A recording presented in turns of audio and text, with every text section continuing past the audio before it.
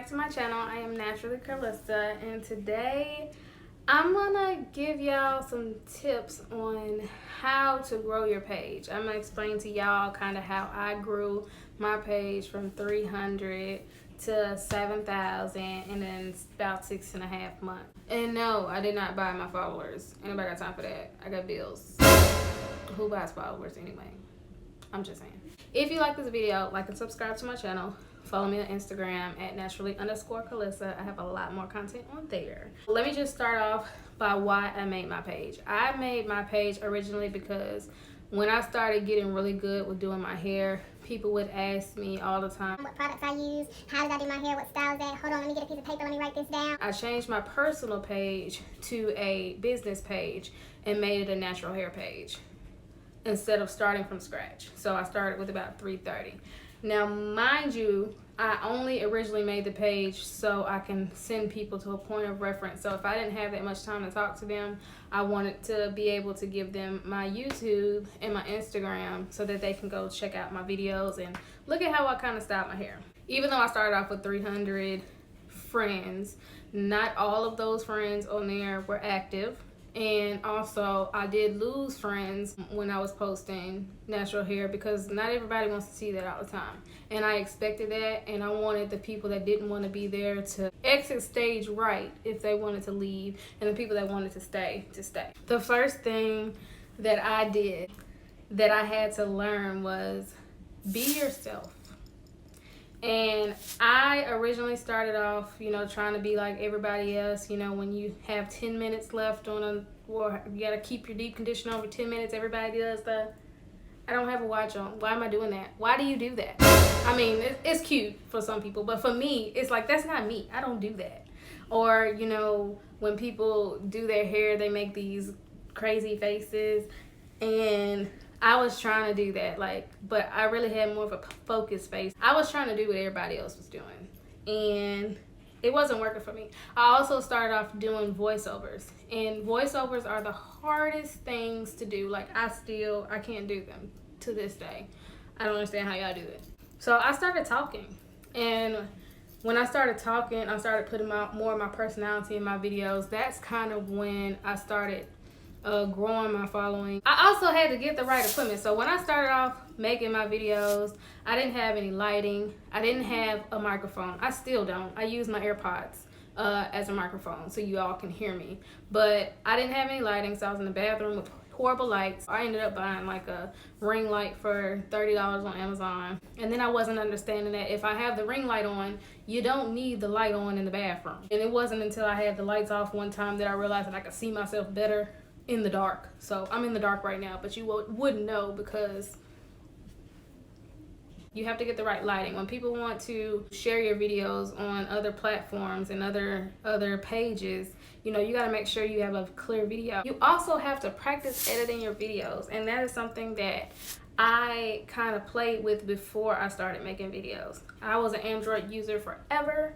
For some reason, something told me to get an iPhone. I fell in love with iMovie, and I didn't know how to work it. So what I would do was make random videos. I could probably be running down the hallway and then jumping in the air and then saying something.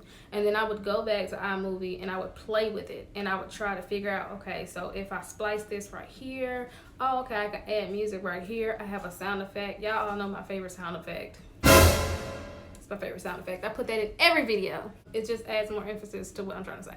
I learned how to use it. So no matter what video editing tool that you use, make sure you know how to use it and practice with it and play with it. You can't say that you don't know how to edit videos if you don't try, if you don't try to do something. When I started editing my videos and have funny sayings in my videos, people started watching, people started feeling entertained. So I want you to be entertained while I'm doing my hair, because I'm really like this in real life. And that's what be yourself, because if you're not yourself, people will know. People will definitely know. It'll come out eventually. Or people that be talking about you behind your back and be like, girl, that is not how she act. I don't know why she talking like that. They will do that, because I be doing that about some people.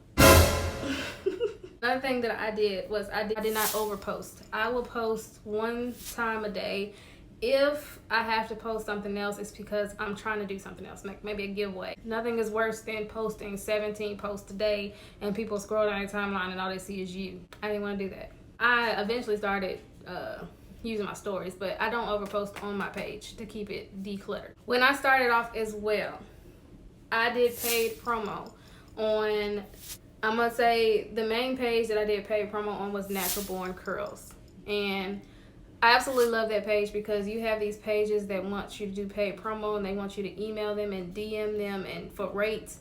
And with Natural Born Curls, all you gotta do is go on their website. They have a form you fill out, how many days you want this on here, this is what it's gonna cost, send your payment, we send an email, and we gonna tell you when it's gonna be up.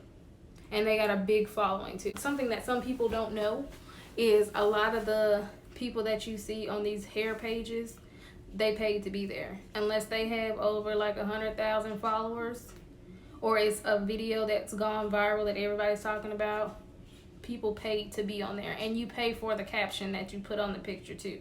Unless somebody wants to do it for free. And that's not often that pages do free promo. But they will.